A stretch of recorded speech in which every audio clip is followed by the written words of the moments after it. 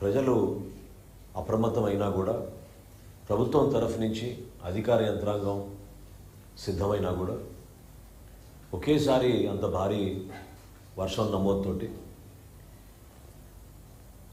దిగువ ప్రాంతాల్లో ఉన్న ప్రజలు తీవ్రమైన ఇబ్బందులకు గురవుతున్నారు. విజయవాడ నగరంలో మనం చూసాం ఏ విధంగా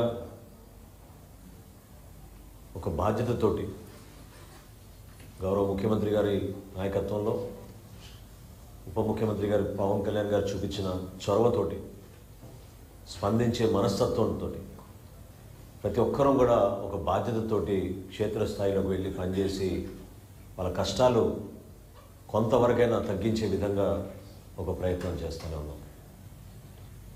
ఈ తరుణంలో జగన్మోహన్ రెడ్డి గారు వింతగా ఒక రాజకీయ నాయకుడు చేయాల్సిన కార్యక్రమాలకి భిన్నంగా ప్రజలకి అండగా నిలబడాల్సిన సందర్భంలో కేవలం విమర్శలకే గురి చేయడం, రాష్ట్ర ప్రభుత్వం అందిస్తున్న వరద సహాయాన్ని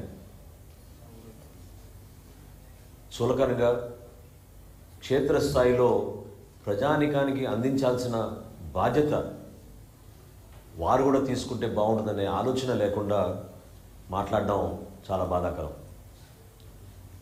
విజయవాడ నగరంలో 2 సార్లు పర్యటించారు. నిన్న పిఠాపురంకి వెళ్ళారు.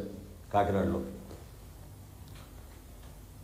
మ్యాన్ మేడ్ డిజాస్టర్ అని ప్రతి చోట ఇది ఊత పదంలాగా అయిపోయింది దానికి.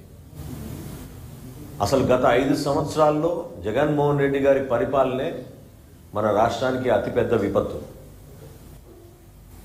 ఊహించని విధంగా వీళ్ళు వ్యవస్థలు నాశనం చేసి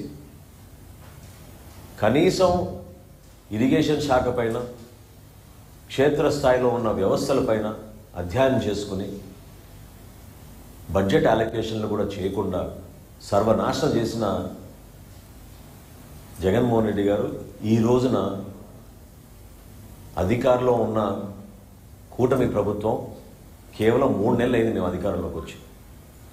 3 నెలలకే మీకు ఇంత ఏడుపులు ఉంటే ఎట్లా? ఇంకా 57 నెలల్లో అసలు మీ ఏడుపు ఏ స్థాయికి వెళ్తుందో మాకు ఆశ్చర్యం కలిగిస్తుంది. అసలు మీలో స్పందించే మనస్తత్వం ఏదని నేను అడుగుతున్నాను. ఏ విధంగా పవన్ కళ్యాణ్ గారు నిలబడి రాష్ట్రంలో ఒక ఆదర్శవంతంగా 400 పంచాయతీలకి ₹1,00,000 విరాళం ఇచ్చి తెలుగు రాష్ట్రాలకి ₹1,00,00,000 చొప్పున విరాళం అందించి క్షేత్రస్థాయిలో ఆదుకోవాలని చెప్పి పార్టీ నాయకులందరూ కూడా పిలిపించి దూర ప్రాంతాల నుంచి కూడా జనసేన పార్టీ నాయకులందరూ కూడా తరలి వచ్చి ఎక్కడైతే ముంపు ప్రాంతాల్లో ఇబ్బంది పడుతున్నారో వాళ్ళకి సహాయ కార్యక్రమాలు అద్భుతంగా చేస్తున్న తరుణంలో జగన్మోహన్ రెడ్డి గారు కానీ వైఎస్ఆర్సీపీ పార్టీ కానీ చేసింది ఏంటని నేను ప్రశ్నిస్తున్నాను. పిఠాపురంకి వెళ్ళారు,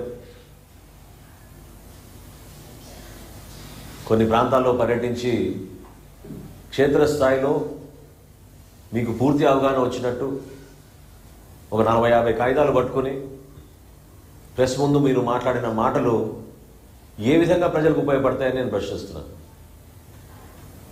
ఒక్కసారి మీరు గతంలో పవన్ కళ్యాణ్ గారి నాయకత్వంలో జనసేన పార్టీ 5 సంవత్సరాల్లో ఎప్పుడైనా ఇటువంటి సందర్భాల్లో ఏ విధంగా మేము స్పందించేవాళ్ళం? చాలా స్పష్టంగా పవన్ కళ్యాణ్ గారు ఎప్పుడు కూడా ప్రభుత్వాన్ని విమర్శించకుండా ప్రజలకు ఉపయోగపడే విధంగా 2-3 మంచి సూచనలు చేసి పెద్ద మనసుతోటి మీరు ముందుకొచ్చి ప్రభుత్వం నుంచి ఆదుకోవాలి, కష్టాల్లో ఉన్నారు రైతాంగం, సామాన్య ప్రజలని పదే ఆయన విజ్ఞప్తి చేస్తూ ఉండేవాళ్ళు. ఈ రోజున వాస్తవాలు ఏంటి?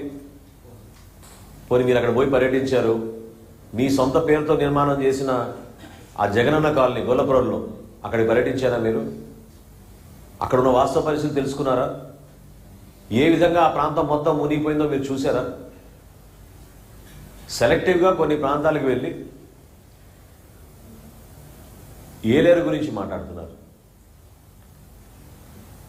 కూటమి ప్రభుత్వం ఏర్పడిన వెంటనే ఉప ముఖ్యమంత్రి గారు పవన్ కళ్యాణ్ గారు అధికార యంత్రాంగాన్ని సమావేశపరిచి జిల్లా కలెక్టర్ గారి ద్వారా ఆధునీకరణ కోసం చేయాల్సిన కార్యక్రమాల గురించి ఆయన సమావేశం ఏర్పాటు చేసుకుని ప్రణాళిక సిద్ధం చేశారు.